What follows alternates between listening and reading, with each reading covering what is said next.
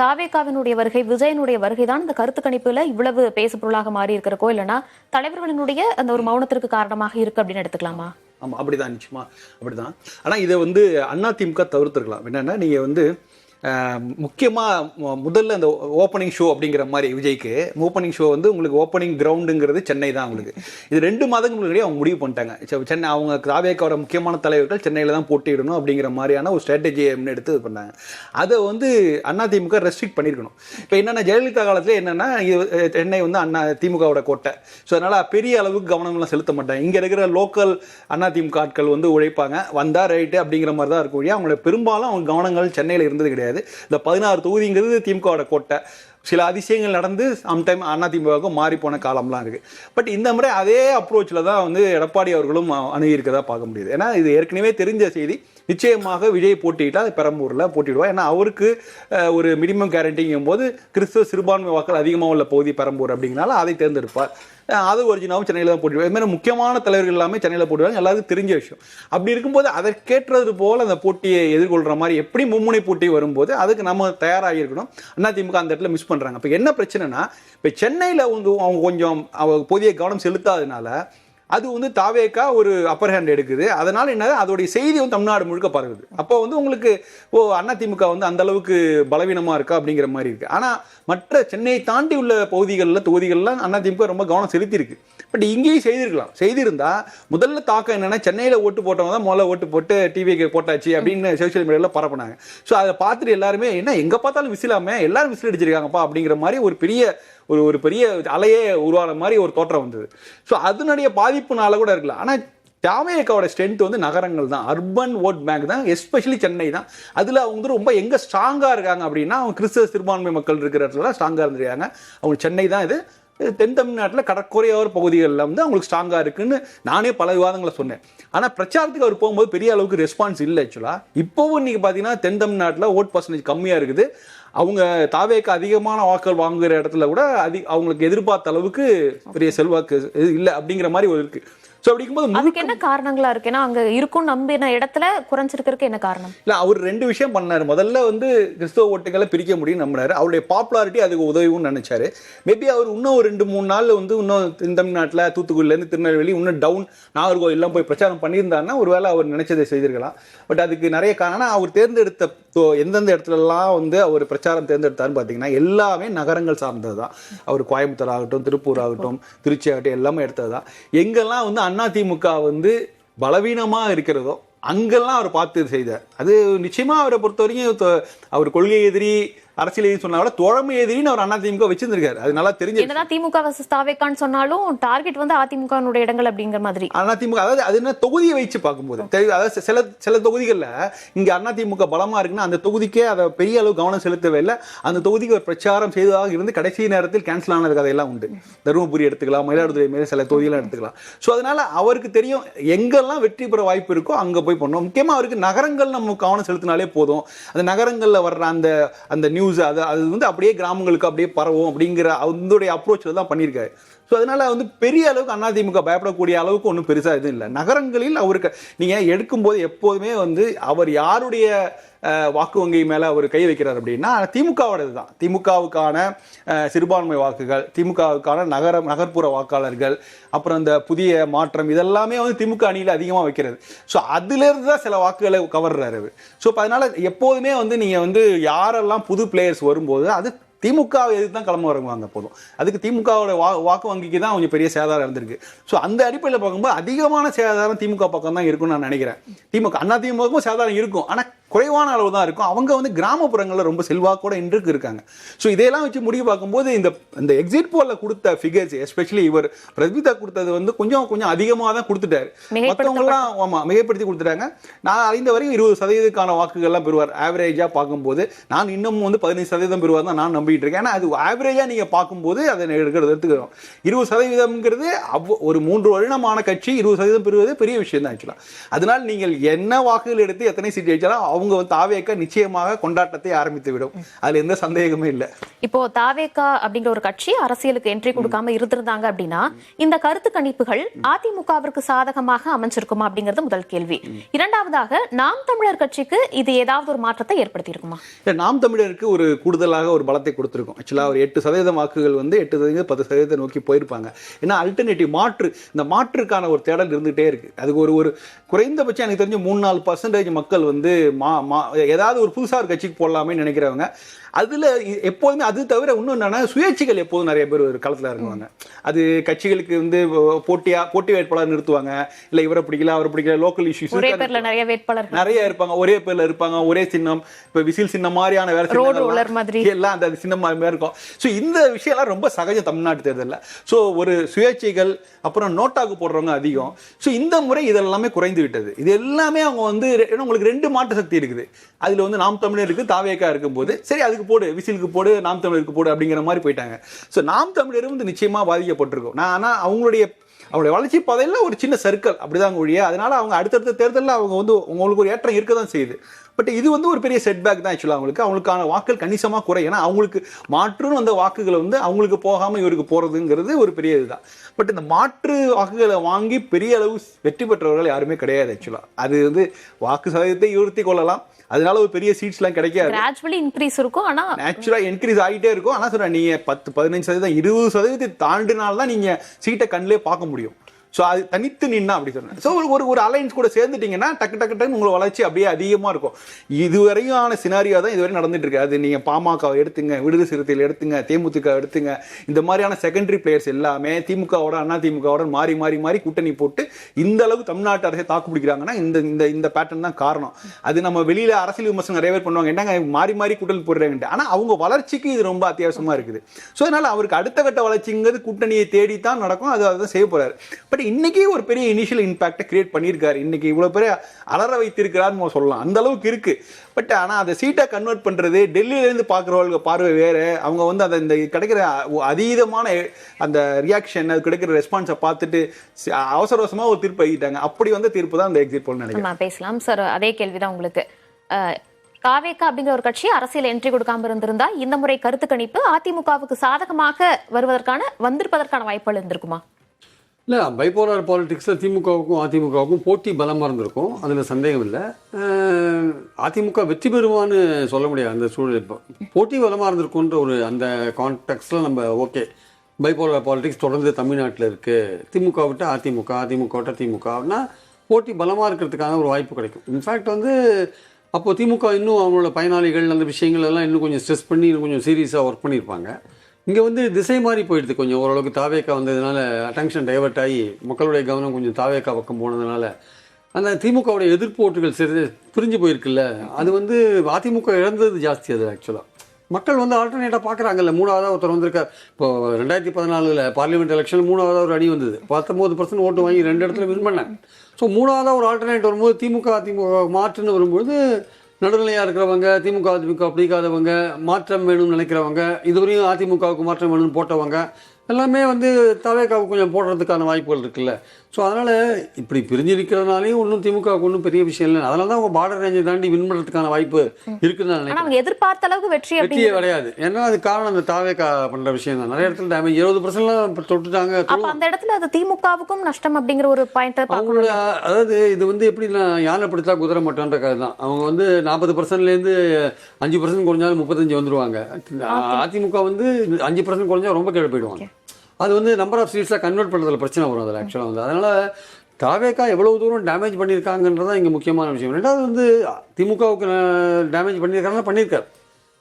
Minority ஓட்ஸில் ஒரு குறைஞ்சபட்சம் 3% ஓட்டை அவர் டேமேஜ் பண்ணியிருப்பார். அது சந்தேகமே கிடையாது. அவர் வந்து டூர் போய் கேன்வாஸ் பண்ணாரோ பண்ணலையோ, அந்த ஊருக்கு போனாரோ போகலையோ, ஸ்டேட் வைடில் பார்க்கும்போது ஒரு 3% ஓட்டை வந்து டேமேஜ் பண்ணியிருப்பார். அதனால் திமுகவுக்கு என்னென்னா 12% ஆரம்பிக்கிறது பதிலாக 9% ஆரம்பிக்கிறாங்க, அவ்வளோதான். ஆன்டி இன்குபன்சி 5% இருக்குன்னு சில பேர் சொல்கிறாங்க. அதில் 2% வந்து ப்ரோ இன்குபன்சியில் அவங்க அடிச்சிட்டாங்க. அவங்க 3% தான் ஆன்டி இன்குபன்சி. அப்போது 6% குறையும். இங்கே திமுகவுக்கு போன வாட்டி வாங்கினதோட இந்த வாட்டி திமுகவுக்கு ஒரு 6% குறையும். அதிமுகவுக்கு ஒரு 6-7% குறையிறதுக்கான வாய்ப்புகள் இருக்குது. அதனால தான் சொல்கிறேன், இந்த 4 முறை போட்டியில் திமுக வந்து கரை சேரத்துக்கான வாய்ப்புகள் ஏன் இருக்குன்னா அது குறைஞ்சாலுமே வந்து அது அந்த மேஜிக் ஃபிகரை தொடர அளவுக்கு ஃபர்ஸ்ட் பிளேஸ்ல வர அந்த லீடிங்ல இருக்கிற எட்ஜ் இருக்கிறதுக்கான வாய்ப்புகள் இருக்கு. இவங்க ஏடிஎம்கே ஒரு கட்டத்துக்கு அப்புறம் மேலே போக முடியாத நிலைக்கு என்ன காரணம்னா தாவேக்கா பிடிச்சி இழுக்கிறான் காலை. அவன் பிடிச்சி இவங்க மேலே போக முடியாம அவன் தடுக்கிறான். இவங்க 2 பேரும் ஈக்குவலாக போகிறாங்க. சில இடத்துல 2 பேரும் ஈக்குவலாக போகிறாங்க, சில இடத்துல அதிமுக முன்னாடி போகுது. அதனால் இவங்க நினச்ச அளவுக்கு அதிமுக ஜம்ப் பண்ண முடியல பல இடங்களில் ஓட்டில். அதுதான் அங்கே பிரச்சனையாக இருக்குது. தாவேக்கா வந்து சைட் பை சைடு வந்துகிட்டே இருக்காங்க. அவங்க வந்து சில இடத்துல அதிமுகவை ஸ்பாயில் பண்ணுவாங்க, சில இடத்துல திமுகவை ஸ்பாயில் பண்ணுவாங்க. எங்கே வந்து திமுக பவர்ஃபுல்லாக இருக்கும் அங்கே திமுகவை ஸ்பாயில் பண்ணலாம், எங்கே கொங்கு மண்டல அதிமுக பவர்ஃபுல்லாக இருக்குன்னா அங்கே அதிமுக கூட ஸ்பாயில் பண்ணலாம். ஏன்னா அவங்களுக்கு நிறைய ஓட்டு வர இடத்துல அந்த ஓட்டில் கொஞ்சம் எடுத்தாங்கன்னா அவங்க குறையறதுக்கான வாய்ப்பு இருக்குது. கருத்து கணிப்புல இன்னொரு இன்ட்ரெஸ்டிங்கான ஃபேக்டர் நம்ம பேச வேண்டியது, தொங்கு சட்டசபை அப்படிங்கிற ஒரு கணிப்பை ஒரு நிறுவனம் மட்டும் சொல்லியிருந்தாங்க. அதற்கான பாசிபிலிட்டிஸ் அந்த மாதிரியான ஏதாவது விஷயங்கள் இருக்கா? இல்லை, அதாவது நம்ம எதையுமே வந்து வராது அப்படின்னு ரூல் அவுட்லாம் பண்ண முடியாது. ஏன்னா நம்ம வந்து ஒரு பாசிபிலிட்டியை தான் நம்ம பேசுகிறோமே தவிர, ப்ராபபிலிட்டி அதெல்லாம் பேசுகிறோமே தவிர, இதுதான் அரசியலில் இதுதான் நடக்கும் அப்படின்லாம் சொல்ல முடியாது. நம்ம எதிர்பாராத விஷயமா தலைகீழ் புரட்டலாக கூட நடக்கும். விஜய் நீங்கள் இவ்வளோ பேசுனீங்க, விஜய் பாருங்கள் 150 இடங்களுக்கு மேலே வந்துட்டாருன்னு நீங்கள் நாளைக்கு சொன்னீங்கன்னா நம்ம அதை பார்த்து நான் ஆச்சரியப்பட வேண்டிய அவசியம் இல்லை. ஏன்னா இதாக தான் பாலிடிக்ஸ். ஏன்னா அன்லஸ் வந்து ஆக்சுவல்ஸ் நடக்கும்போது தான் நமக்கு அதோட விளைவுகள் நல்லா தெரியும். அதனால் இப்போ நம்ம வந்து ஒரு ப்ராபபிலிட்டி பேசுகிறோம். ஏன் இதை பேசுகிறோம்னா, கடந்த காலங்களில் இந்த ப்ராபபிலிட்டிலாம் ஒர்க் அவுட் ஆகிருக்கு. அதை வச்சு தான் நம்ம பேசுகிறோம். அந்த டேட்டாலாம் ஏன் பேசுகிறோம்னா அதை வச்சு தான் நம்ம பேசுகிறோம். தொங்கு சட்டமன்றம் அமையுமா நீங்கள் கேட்குது. 3-4 பாசிபிலிட்டி இதில் நான் பார்க்குறேன். ஆக்சுவலாக ஒன்று வந்து திமுகவோட கூட்டணி கட்சிகளுக்கு ஒரு 6-7 கருத்து கணிப்புகள், ஒரு 140 இடங்கள், 120 170 கொடுத்தாங்க. நான் ஒரு மிடிலாக ஒரு ஃபிகரை ஸ்ட்ரைக் பண்ணுறேன், 145 வச்சுக்கோங்க. அதில் வந்து திமுக 120 வந்துன்னா கூட தனி மெஜாரிட்டி, மீதி வந்து தோழமை கட்சியாக இருக்கலாம். அவங்க தனி மெஜாரிட்டி வருவாங்களா தெரியும், வரலே வச்சுக்கோங்க. அவங்க 110 தான் வந்தாங்க, 108 தான் வந்தாங்கன்னா தோழமை கட்சிகளோடு சேர்ந்து ஒரு கூட்டணி ஆட்சி அமைக்கிறதுக்கான வாய்ப்பு இருக்கு. ஆனால் அது வந்து 2006 மாதிரி அவ்வளோ சுலபம் கிடையாது. 2006 நீங்கள் பாமகவையும் காங்கிரஸையும் ஓரமாக வச்சுட்டு நீங்கள் ஆட்சி பண்ணீங்க. இந்த வாட்டி அப்படிலாம் இருக்க மாட்டாங்க. திமுக 108 தான் வந்து 105 தான் வந்து முன்னாடி இருந்தே பிரச்சனைகள் எல்லாம் ஆரம்பிச்சிருக்காங்க. ஆமா, தோழமை கட்சிகள் சும்மா இருக்க மாட்டாங்க. அதிகாரத்தில் இடம் கொடுத்தா தான் வந்து சப்போர்ட்ன்ற ஒரு விஷயத்துக்கு அங்கே வருவாங்க. அதனால வந்து திமுக வந்து தப்பிக்க முடியாது. அவங்க கூட்டணி அந்த அதிகாரத்தில் இடம் கொடுத்தா தான் ஆதரவுன்ற ஒரு விஷயம் அங்கே வரும். அதை எப்படி திமுக சமாளிக்கும் தெரியாது. அவங்க திமுக என்ன சொல்றாங்க, நாங்களே தனியாக மெஜாரிட்டி வந்துருவோம், இந்த மாதிரி தொங்கு சட்டசபையோ இந்த மாதிரி கூட்டணி கட்சிகளை டிபெண்ட் பண்ணியோ நாங்கள் வந்து இருக்க வேண்டிய அவசியம் இருக்காதுன்னு சொல்றாங்க. அது அவங்களோட நம்பிக்கை. அதே தான் அதிமுக அப்ளை ஆகும். அதிமுகவும் வந்து அதிகாரத்தில் யாருக்கும் பங்கு கொடுக்குற மாதிரியான விஷயம் இல்லை. ஆனால் பாஜக என்ன சொல்கிறாங்க, ரெட்டை இன்ஜின் சர்க்கார், என்டிஏ சர்க்கார், அதெல்லாம் அவங்க பேசுகிறாங்க. அமித்ஷா ஒரு பேட்டியில் சொன்னார், நாங்கள் தேர்தலுக்கு அப்புறம் துறைகளை எப்படி பங்கு போட்டுக்கிறது நாங்கள் முடிவு பண்ணுவோம் அப்படின்லாம் சொன்னார் அவர். அப்போது அதிமுகவுக்கும் கிட்டத்தட்ட அவங்களுக்கான வாய்ப்புகள் வருது வச்சுக்கோங்களேன். அவங்களும் வந்து அதிகாரத்தில் பங்கு கொடுத்தா தான் கூட்டணி கட்சிகள் ஆதரிப்பாங்க. மூணாவது ஒரு சீனரியோ இருக்குது. திமுகவும் வந்து கூட்டணி கட்சிகளை சேர்த்து ஆட்சி அமைக்க முடியல. அதிமுகவும் ஒரு ஃபிகர்ஸ் இருக்குது. அந்த ஃபிகருக்கு மேலே தாவேக்கா ஒரு 40-50 வாங்கிடுச்சு. தாவேக்காவை சேர்த்தா ஆட்சி அமைக்கலான்ற இது வரும்போது பாஜக வேணா நான் வெளில உட்காந்துக்கிறேன், நீங்கள் 2 பேரும் ஆட்சி அமைங்க, உங்களுக்கு ஆதரிக்கிறேன்னு சொல்லிட்டு ஒரு நிலைமை வந்ததுன்னா அதிமுக தாவேக்கா 2 பேரும் சேர்ந்து அப்பவும் ஆட்சியில் பங்கு கொடுத்தா தான் தாவேக்கா வரும், இல்லாட்டி வராது. அதனால் எப்படி பார்த்தாலுமே ஆட்சியில் பங்கு கொடுத்தா தான் திமுகவோ அதிமுகவோ ஆட்சி நடத்த முடியும், மெஜாரிட்டி பெறலைனா. அதுதான் விஷயம். அப்போது அதிமுகவுக்கு எக்ஸ்ட்ராவாக ஒரு சான்ஸ் இருக்குது. அவங்க கூட்டணி கட்சிகளை தவிர தாவேக்காவை இழுக்கிறதுக்கான ஒரு வாய்ப்புகள் இருக்கு. திமுகவுக்கு வெறும் கூட்டணி கட்சிகள் தான், நீங்க தாவேக்காலேருந்து இழுக்க முடியாது. அவன் தான் இவங்களை ஒழிக்கணும் தான் உட்காந்துருக்கான். அவங்களை எப்படி இவங்க இழுக்க முடியும்? அது கொஞ்சம் ஒரு வருஷம் 2 வருஷம் ஆனால் வேற ஏதாவது பண்ணுவாங்களே தவிர எடுத்த உடனே நீங்க அதை பண்ண முடியாது. அதனால அதிமுகவுக்கு பெட்டர் ஸ்கோப் இருக்கு. இந்த மாதிரியான அமைந்தால் ஒரு 80 வாங்குறாங்க அதிமுக, இவங்க ஒரு 50-60 வாங்குறாங்க வச்சுக்கோங்க. அதாவது 70 ஒரு ஃபிகர் கொடுத்துருக்காங்க. பிரதீப் குப்தா தவிர டுடே சாணக்கியா வந்து 70 வந்தது வச்சுக்கோங்களேன். அப்போ அதிமுக பிளஸ் தாவேக்கா ஆட்சியில் பங்கு கண்டிப்பா அது கொடுக்காத நீங்க தாவேக்கா நீங்க உள்ளே இழுக்க முடியாது. ஏன்னா கூட்டணியை முந்தி சேரும் போதே சேரத்துக்கான பேச்சுவார்த்தை நடக்கும் போதே அவர் சிஎம் போஸ்ட் வரையும் கேட்டார். அவர் அது கொடுத்தாதான் நாங்கள் வருவோம், 80 இடங்கள்லாம் கொடுக்கணும். அப்புறம் இடங்கள் வெற்றி பெற்ற பிறகு நீங்க பெரிய அளவுக்கு பங்கு கொடுக்காட்டி அவங்க வரமாட்டாங்க. ஆனா அதிமுகவுக்கு அந்த ஸ்கோப் ஒன்று ஓப்பன் ஆகுது. அவங்களோட கூட்டணி கட்சிகள் சேர்க்கறது ஒரு ஸ்கோப் இருக்குன்னா தாவேக்காவோட ஸ்கோப் 2 பேருக்குமே திமுக அகற்றது தான் நோக்கம். அதில் ஒன்றுபடுறதுக்கான ஒரு வாய்ப்பு இருக்குது. அந்த ஆங்கிளில் பார்க்கும்போது தொங்கு சட்டமன்றத்தை பார்க்கும்போது அது அமையறதுக்கான வாய்ப்பு இல்லைன்னு தான் என்னுடைய கருத்து. திமுக எட்ஜில் வந்துடும் தான் நான் நினைக்கிறேன்.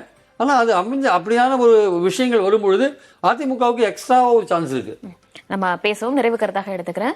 ராம்கி சார், தொங்கு சட்டசபை அப்படிங்கிறது கடந்த சில நாட்களாகவே பேசு பொருளாக மாறி இருக்கு. அதற்கான வாய்ப்புகள், ப்ராபபிலிட்டிஸ் அப்படின்னா என்ன இருக்கு? வாய்ப்புகள் நிச்சயமா இருக்குது. எல்லாரையும் போல நம்மளும் சஸ்பெண்டால 1-2 நாள். ஸோ அதனால 2 நாளுக்கு அப்புறம் என்ன பர்சன்டேஜ் யார் வாங்குவா, என்ன சீட்டா நம்மளால நிச்சயமா இன்னைக்கு கணிக்கவே முடியல. எத்தனை நீங்க எக்ஸிட் போல் இன்னொரு 100 எக்ஸிட் போல் கொடுத்தா கூட நிச்சயமா கணிக்க முடியாது. அதுதான் உண்மை ஆக்சுவலா. பட் நான் வந்து திரும்ப திரும்ப முன்வைக்கிறது இந்த எலெக்ஷன்ல அது ரொம்ப காம்ப்ளிகேட்டடா இருக்கு. காம்ப்ளிகேட்டட். அதான் 2024 ரொம்ப ஈஸியா ஃபர்ஸ்ட் எக்ஸிட் போல் ரிசல்ட் தமிழ்நாட்டுல இருந்து ஆரம்பிச்சாங்கல்ல, ரொம்ப ஈஸியா சொல்லிட்டு போனாங்க. ஸோ அந்த மாதிரி கணிக்க முடியாது. அதுக்கு தான் 2 ஃபேக்டர் நான் சொன்னேன். 2 ஃபேக்டர் நிச்சயமா நான் முழுமையான மாதிரி 2 ஃபேக்டருடைய தாக்கம் தான் இந்த ரிசல்ட்ஸ்ல பெரிய அளவு மாற்றம் ஏற்படுத்தும். ஆன்டி இன்கம்பன்சி அதோட வீழ்ச்சி எந்த அளவுக்கு இருக்கு, இந்த விஜயோட வேவ் எந்த அளவுக்கு இருக்கு அப்படின்ட்டு.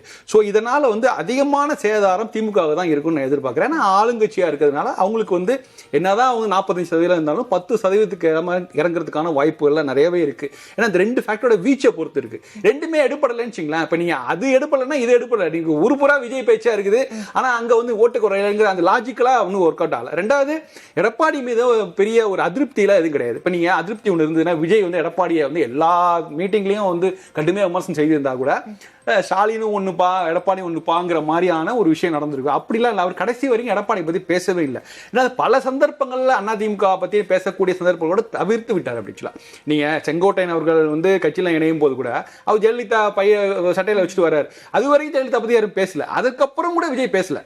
நீங்க இவ்வளவு பெரிய பிரச்சனைகள் வந்து எல்லாரும் கிரிட்டிசைஸ் பண்ணி அதிமுக தலைவர்கள்லாம் விஜய் கிரிட்டிசைஸ் பண்ணும்போது கூட விஜய் எதுவும் பேசல. ஆனா செங்கோட்டையன் வந்து எடப்பாடி ரிப்ளை பண்ணிட்டு இருந்தாரு. இப்ப செங்கோட்டையன் எடப்பாடி 2 பேருக்கும் நடுவில் இதெல்லாம் நம்ம பார்த்தோம். ஸோ அப்படி இருக்கும்போது பெரும்பாலும் இதை கடந்து செல்வதற்கு தான் தாவேகா தரப்பு நினைத்தது. ஸோ அவங்களை பொறுத்தவரைக்கும் முழுமையாக திமுகவுடனான போட்டி அப்படிங்கும்போது அதை வந்து அங்க இருக்கிற ஓட்டை உழுக்கணும் அப்படிங்கிறது தான் அவங்களுடைய இன்டென்ஷனா இருந்துருக்குது. ஸோ அதனால சேதாரம் அங்கதான் இருக்கு. ரெண்டாவது, நீங்க பாருங்க, நிறைய திமுக எதிரான விஷயங்கள் பேசினார் விஜய். ஆனா இன்னும் கொஞ்சம் ஒரு டீட்டெயிலா எதுவுமே பேசவே இல்லை. பொதுவா பாசிசமா பாயாசமாலாம் கேட்டார், மேம்போக்கா பேசிட்டு போனாரு. தீய சக்தினாரு. எதனால திமுக தீய சக்திங்கிறது சொல்லவே இல்லை. ஆனா இங்க வந்து பாமக அன்புமணில இருந்து ஆரம்பிச்சு எல்லாருமே வந்து இந்த ஆட்சியில் நடக்கிற விஷயங்களை அறிக்கையா டீட்டெயிலா கொடுத்தாங்க. பட் அதுவும் மக்கள் மத்தியில போய் சேர்ந்திருக்கு. பட் இதனால வந்து அதிகமா இவங்களுக்கு ஒரே குறி, தாவேக்கால ஒரே குறி திமுக அப்படிங்கும் போது கணிசமா திமுக கோட்டையை இடிக்கும் போது ஒரு 2-3 செங்கலாவது விழும் இல்ல சார். அது வலுவான கோட்டை நம்ம சொல்லவே முடியாது. ஸோ அதனால அங்கதான் அதிகமான சேதாரம் அங்கதான் இருக்குன்னு நான் பாக்குறேன். அப்படி பார்க்கும்போது அதனாலதான் ரிசல்ட்ஸ் மாறும். அப்படி பார்த்தா கூட உங்களுக்கு இந்த இருதுருவ, நீங்க மும்முனை கூட்டணியா இருந்தா கூட, மும்முனை தேர்தலா இருந்தா கூட இந்த ரிசல்ட்ஸ் வருமா பார்க்கும் இருதுருவமா தான் முடியும். ஏன்னா தமிழ்நாடு என்பது சென்னை மட்டுமே இல்லை. தமிழ்நாடு 234 தொகுதிகள் இருக்கு. அது பெரும்பாலான தொகுதிகள் கிராமப்புற தொகுதிகள். நீங்க அதோடைய ஜியாகிரபியே வித்தியாசமா இருக்கும். அதனால ஸோ அதெல்லாம் நீங்கள் ப்ரிடிக்ட் பண்ணவே முடியாது. 214 தொகுதியும் கணிக்கிறது சாதாரண விஷயம் இல்லை. அது களத்தில் போயிட்டு வந்தவங்களாம் தெரியும். ஸோ அதனால அதை வைத்து முடிவை வைத்து நம்ம பார்க்கும்போது இது நீங்கள் ஒரு முடிவுக்கே வர முடியாது. விஜய் ஃபேக்டரும் ஆன்டி இன்கம்பன்சி ஃபேக்டர் மட்டும் தான் டிசைட் பண்ணும். விஜய் ஃபேக்டர் கூட அது அர்பன் ஓட்டர்ஸ் என்ன மனநிலை அப்படின்னு தான் காமிக்க முடியும். எந்த அளவுக்கு ஆன்டி இன்கம்பன்சி தமிழ்நாட்டில் இருக்குது. ஏன்னா அதுதான் வெளில தெரியாமல் அந்த அளவுக்கு நலத்திட்டங்கள்லாம் இருந்திருக்குது.